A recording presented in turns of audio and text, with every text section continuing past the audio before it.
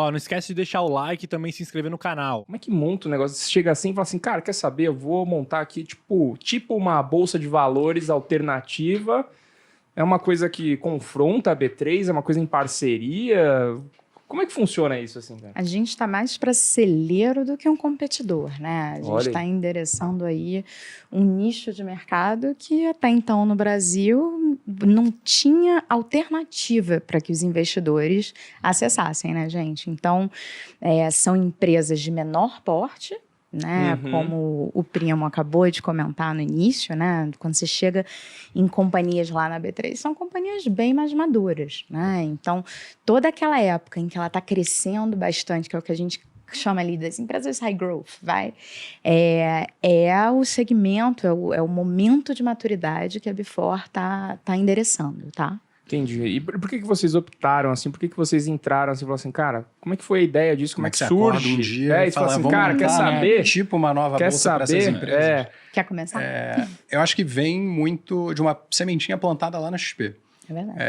O que você fazia, cara? Qual que era o seu momento na XP? De onde você veio lá? Eu fui para a XP em 2013.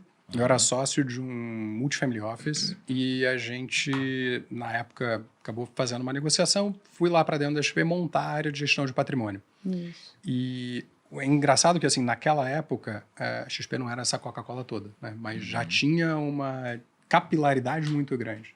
Então, a gente acessava cliente no Brasil inteiro, mas eu lembro, assim, eu sempre falava para a turma, pô, a gente, cara, nunca vai receber aqui uma TED, sei lá, do Dr. Edson depois da venda da Mil para United. Então, a gente vai trabalhar no segmento de pequenos e médios empresários que têm uma liquidez, etc. E era uma época que a XP estava fazendo o branding dela nesse segmento de clientes maiores, né, Rodrigo? Exato, acho que exatamente. tinha todo um desafio desse desenvolvimento. Então, a gente cresceu bem, trazendo clientes com esse perfil, mas eram os pequenos e médios empresários, isso naquele momento. E eu vi uma dor muito grande, a gente sentiu uma dor muito grande desses pequenos e médios empresários para acessar mercado de capitais.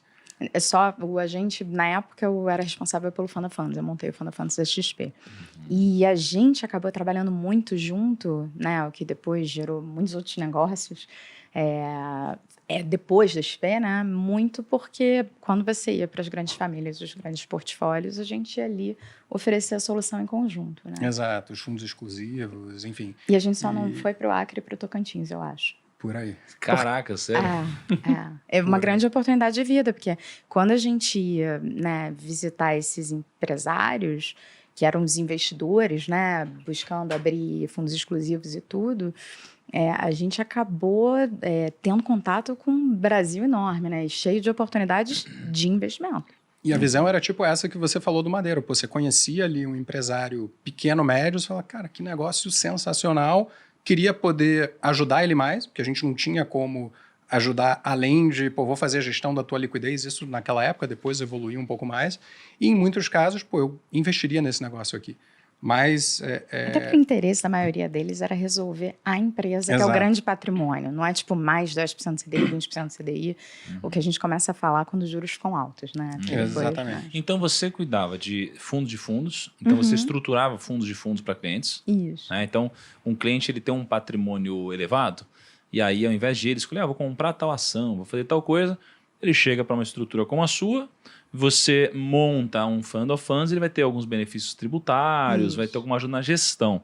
Então, isso aqui era uma boa solução para alguns grandes investidores.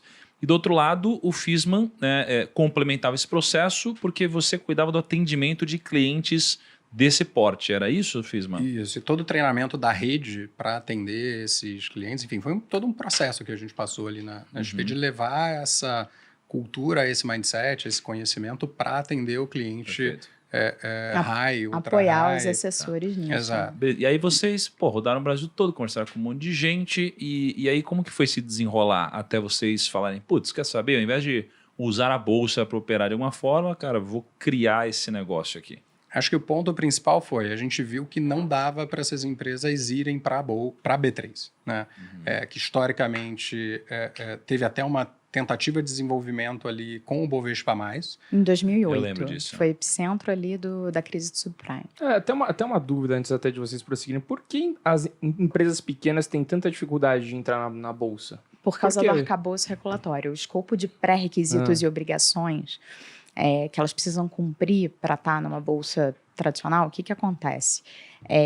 Tem uma resolução que apresenta a listagem disso, já é a resolução 80. E é obrigatório que você se registre, né, seguindo todos aqueles pré-requisitos. Sendo que aqueles pré-requisitos acabam sendo mais adequados para empresas um pouco mais maduras. Empresas menores não vão conseguir cumprir aquele arcabouço. Ou fica caríssimo até manter, né, um departamento de RI para cumprir com aquilo tudo. Então, inclusive a ideia da Before vem um pouco disso, porque se a gente olhar para o mercado local, vocês devem acompanhar a indústria de crowdfunding, vai?